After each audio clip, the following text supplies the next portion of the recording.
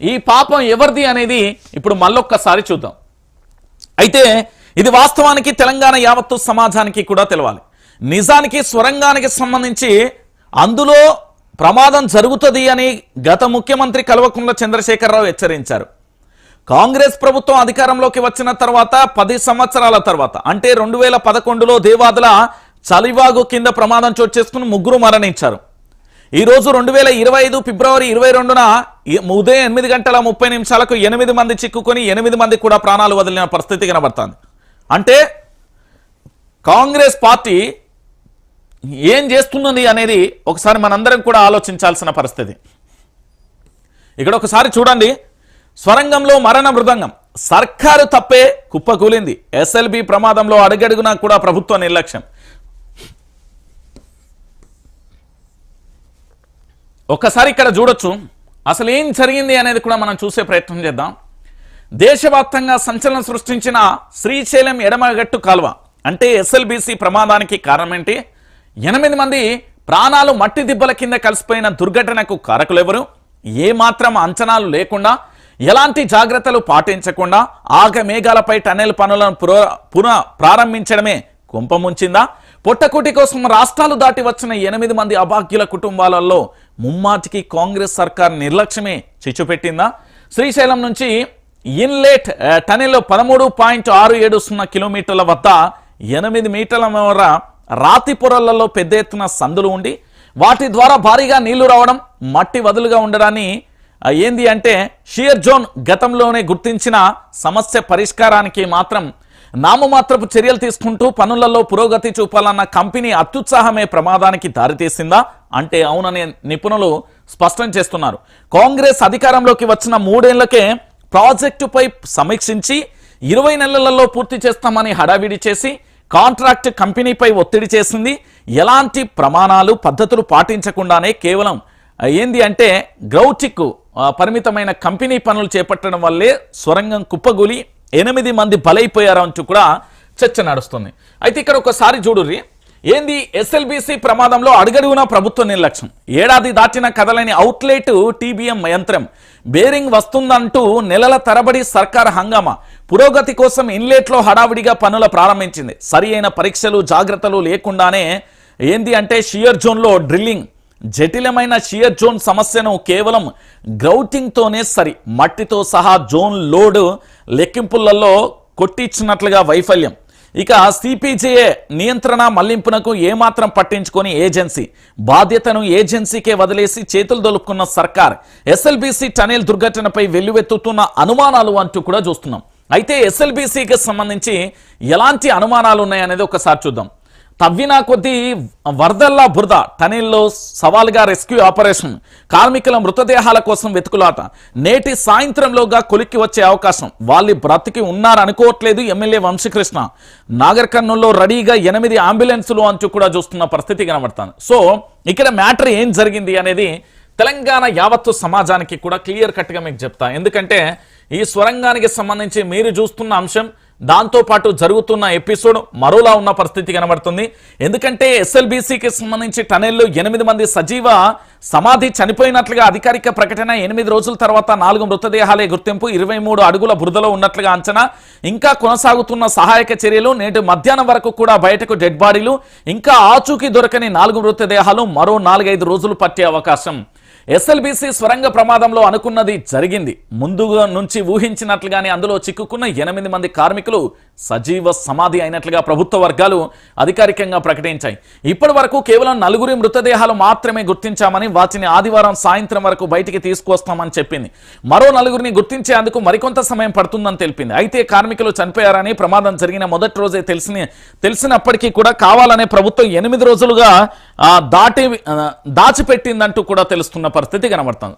Right, ఇది మొత్తానికి అన్ని పేపర్లలో వచ్చిన ప్రధానమైన శీర్షిక.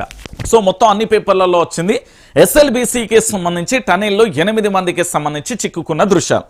రైట్, ఇక్కడితో ఈ విషయాన్ని కాస్త ఒకసారి పక్కన పెడదాం. మనం కాస్త డెప్త్గా వెళ్ళాం.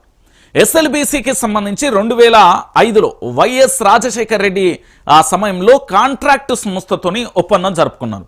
ఆ తర్వాత పూర్తి స్థాయిలో ఇక పనులు ఏ విధంగా జరుగుతున్నాయి ఏం కథ అనేది చూస్తున్న పరిస్థితి కనబడుతుంది. ఏం జరిగింది ఈ ఎస్ఎల్బీసీకి సంబంధించి పూర్తి స్థాయిలో శ్రీశైలం ఎడమగట్టు డ్యామ్ అక్కడ కాలువ ఏదైతే ఉందో దాని ద్వారా ఉమ్మడి నల్గొండ జిల్లాకు దాదాపుగా 2 లక్షల నుంచి 4 లక్షల ఆయకట్టు నీళ్లను అందించేందుకు దాదాపుగా అదే స్వరంగం ద్వారా 30 టీఎంసీల నీళ్లను అందించేందుకు ఒక ప్రయత్నం కొనసాగుతుంది. అయితే ఈ స్వరంగం ఏదైతే ఉందో 45 కిలోమీటర్లకు 43 నుంచి సుమారు 45 వరకు అంటే దాదాపుగా ఇది ప్రపంచంలోనే అతిపెద్ద స్వరంగంగా కూడా చరిత్రకెక్కిన పరిస్థితి కనబడుతుంది. ఇక్కడ విషయం ఏంది అంటే ఇక్కడ ప్రతిసారి కూడా అంటే ఎస్ఎల్బీసీకి సంబంధించి పనులు చేస్తున్న తరుణంలో అధికారులకు సంబంధించి ముందస్తు అవగాహన ఉంది, అది ఎప్పుడైనా కుప్పగూలే ప్రమాదం ఉంది అంటూ కూడా చెప్పిన పరిస్థితి కనబడుతుంది. ఇంకొకటి ఏంటంటే ఎస్ఎల్బీసీ విషయంలో మనం ఆలోచించాల్సిన విషయం ఏంటంటే దట్టమైన అరణ్య మార్గంలో పూర్తి స్థాయిలో ఈ స్వరంగం అనేది కొనసాగుతుంది.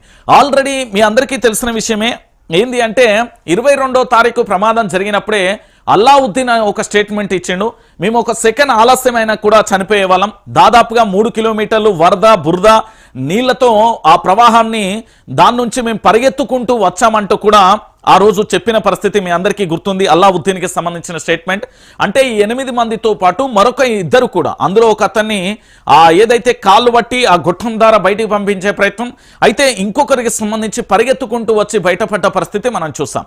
సో ఎస్ఎల్బీసీకి సంబంధించి ఫిబ్రవరి 22వ తారీఖు ప్రమాదం చోటు చేసుకున్న తర్వాత అక్కడ ప్రమాదం జరిగినప్పటి నుంచి కూడా దాదాపుగా 7 రోజులు హెలికాప్టర్ హైదరాబాద్ నుంచి ఎస్ఎల్బీసీకి సంబంధించిన సంఘటనా స్థలానికి వెళ్ళడానికి తెలంగాణ రాష్ట్ర మంత్రుల యొక్క ఖర్చు అక్షరాల 7 రోజులలో 50 లక్షల రూపాయల ఖర్చు పెట్టిలు. దేనికోసం ఎస్ఎల్బీలో చిక్కుకున్న ఎవరైతే 8 మంది కార్మికులను రక్షించడానికి వాళ్ళకి సంబంధించి పూర్తి స్థాయిలో కూడా అక్కడ ఏవైతే రెస్క్యూ టీంలు ఉన్నాయో వాటి కోసం డబ్బు ఖర్చు పెట్టలే. Note this point. ఇది ఈ 50 లక్షలు ఎవరి కోసం ఖర్చు పెట్టారంటే కేవలం మంత్రులు రావడానికి అక్కడ ఆ 8 మంది కార్మికులు ఎవరైతే ఉన్నారో వాళ్ళకి సంబంధించి పూర్తి స్థాయిలో రక్షించడానికి అంటే వాళ్ళు అక్కడ పనులు ఏ విధంగా జరుగుతున్నాయి రెస్క్యూ టీం ఏ విధంగా చేస్తున్నది అని మానిటరింగ్ చేయడానికి వచ్చిన మంత్రుల యొక్క ఖర్చు అక్షరాల 50 లక్షలు. మళ్ళీ దీంట్లో టిఫిన్లు టీలు లంచ్లు మళ్ళీ వేరే అది సెకండరీ. కేవలం హైదరాబాద్ నుండి హెలికాప్టర్ ద్వారా వెళ్ళిన ఖర్చే అక్షరాల 7 రోజులలో 50 లక్షలు. ఆ 50 లక్షలు తీసుకెళ్లి సహాయ బృందాల కోసం ఖర్చు పెట్టిలా అంటే లేదు.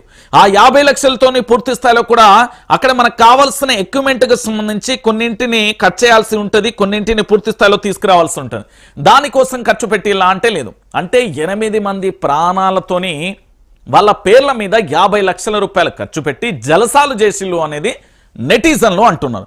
మరి అది నిజమా అబద్ధమా అనేది నెటిజన్లకు అటు మంత్రులకు సంబంధించిన పంచాయతీ. ఇక ఈ ఎపిసోడ్ ఇట్లా పక్కన పెడితే కొంతమంది మంత్రులు అక్కడికి వెళ్ళి నేరుగా కూడా చేపల కూర కొర్రమీను పూర్తి స్థాయిలో మంచిగా వేడివేడిగా హాయిగా తింటున్న పరిస్థితి కనబడింది. ఎందుకు అంటే చికెన్ తింటే ఏమొస్తుంది బర్డ్ ఫ్లూ అనే వ్యాధి వస్తుంది, తద్వారా ఎగ్స్ తిన్నా ఏమొస్తుంది గదే వస్తుంది అనే ఒక ప్రచారం జరుగుతున్నది. అది రాష్ట్ర ప్రభుత్వానికి సంబంధించి అధికారికంగా నోటీస్ కూడా జీవో కూడా జారీ చేస్తున్న పరిస్థితి మనం చూసాం. అయితే ఇక్కడ విషయం ఏంటి అంటే 8 మంది ప్రాణాలు అల్లాడిపోతున్నారా బాబు, వాళ్ళని మనం రక్షించాలనే విషయాన్ని పక్కన పోయి కేవలం వీళ్ళు కుర్రమీను చేపల కూర తినడానికే అక్కడికి వెళ్ళిలా అనేది మరొక అంశం. ఈ ఎస్ఎల్బీసీకి సంబంధించిన ప్రమాదం లోతుగా జరుగుతున్నది. మరి మనం సినిమాలలో చాలా వరకు చూస్తుంటాం, ఏదైనా ఒక ప్రమాదం జరిగింది అంటే ఒక బోర్లో ఒక చిన్న పిల్లగాడు పడడం కానీ లేదా ఏదైనా సముద్రంలో ఎవరైనా జాలర్లు ఇరుక్కోవడం కానీ ఏదైనా అంటే విమానం లేదా హెలికాప్టర్లకు సంబంధించి అడవులలో ప్రమాదం జరిగినప్పుడు కానీ అప్పుడు ఏం చేస్తారంటే రాష్ట్ర ముఖ్యమంత్రి వెనువెంటనే అక్కడికి వెళ్ళి కుర్చీ వేసుకుని అధికారులతో సమీక్షిస్తూ సహాయక బృందాలకు కావాల్సిన ఎక్విప్మెంట్ అరేంజ్ చేస్తూ ఇంకా ఏ విధంగా వెళ్ళాలి, ఎంత త్వరగా వాళ్ళని కాపాడాలి, ఎలా అయితే మనం కాపాడగలుగుతాం అనేది పూర్తి స్థాయిలో కూడా చేస్తారు. అది కేవలం సినిమాలకు మాత్రమే పరిమితం, అంటే రియాలిటీగా ఇక్కడ కనిపించదు. ఈ ప్రమాదం జరిగినప్పటి నుంచి ఇప్పటి వరకు కూడా మన రాష్ట్రానికి సంబంధించిన ముఖ్యమంత్రి యనుమల రేవంత్ రెడ్డి గారు కనీసం ఎస్ఎల్బీసీకి సంబంధించిన సంఘటన స్థలంలో అడుగు మోపిన పాపాన లేదు. ఇది క్లియర్. అంటే ఈ రోజు వెళ్తున్నారు, వెళ్తే ఏం చేస్తారు, ఆ శవాల కోసం వెళ్తారేమో అనే చర్చ కూడా కొనసాగింది. అయితే అందులో 8 మంది చిక్కుకున్నప్పుడు అక్కడ అందులో ఒక ఎవరైతే ఒక ప్రమాదానికి సంబంధించి అందులో చిక్కుకున్నారో వాళ్ళ బాధిత కుటుంబాలు కూడా ఆవేదన వ్యక్తం చేశాయి. దాంట్లో ప్రధానంగా గురుప్రీతి సింగ్ అనే వాళ్ళ సోదరుడికి సంబంధించి చాలా కన్నీళ్లు పెట్టుకున్నాడు. సార్ మేము పక్క రాష్ట్రం కావచ్చు, పరాయి రాష్ట్రం కావచ్చు, మాది పంజాబే కావచ్చు, జార్ఖండే కావచ్చు, లేకపోతే ఇతర రాష్ట్రాలు కావచ్చు సార్, మాది కన్నీళ్లు పెట్టుకుంటున్నాం. ఎందుకంటే మా కుటుంబానికి సంబంధించిన మా సోదరుడు ఇక్కడ ఉపాధి కోసం వచ్చిండు, దాంట్లో చిక్కుకున్నాడు, ప్రాణాలతో బయటికి వెళ్తే బాగుండు అనేది నేను కన్నీళ్లు పెట్టుకుంటున్న పరిస్థితి. మా దగ్గర ఉపాధి అవకాశాలు లేకే మేము వలస వచ్చి ఇక్కడ బతుకుతున్న పరిస్థితి. ఈ రోజు ప్రమాదం జరిగింది సార్, కానీ ఎవరు కూడా కనీసం అక్కడ ఉన్న మంత్రులు కానీ అధికారులు ఎవరు చూడడం లేదు. అందరూ ఫోన్లో టైంపాస్ చేస్తున్నారు అంటూ కూడా తన ఆవేదనను వెళ్ళబుచ్చిన పరిస్థితి చూస్తాం. ఇది ఇలా ఉంటే మన ముఖ్యమంత్రి యనుమల రేవంత్ రెడ్డి గారు ఈ ప్రమాదం జరిగినప్పటి నుంచి వెంటనే ముఖ్యమంత్రి గారు అక్కడ అడుగు పెట్టాలి, కానీ అడుగు పెట్టిన పాపాన లేదు. మన ముఖ్యమంత్రి గారు ఏం చేశారంటే మెంబర్ ఆఫ్ లెజిస్లేటివ్ కౌన్సిల్కు సంబంధించి కరీంనగర్, నిజామాబాద్, ఆదిలాబాద్కు సంబంధించిన ఎమ్మెల్సీ ఎన్నికలలో ప్రచారంలో చాలా బిజీగా ఉన్నాడు. అంటే తెలంగాణ రాష్ట్రంలో ఒక ప్రమాదం చోటు చేసుకుంది, అది మన ప్రభుత్వానికి సంబంధించిన ప్రాజెక్టు, అది మనమే అప్పగించినాం. మరి ఆ ప్రాజెక్టుకు సంబంధించి ప్రమాదం చోటు చేసుకున్నప్పుడు మనం ఖచ్చితంగా అక్కడికి వెళ్ళాలి.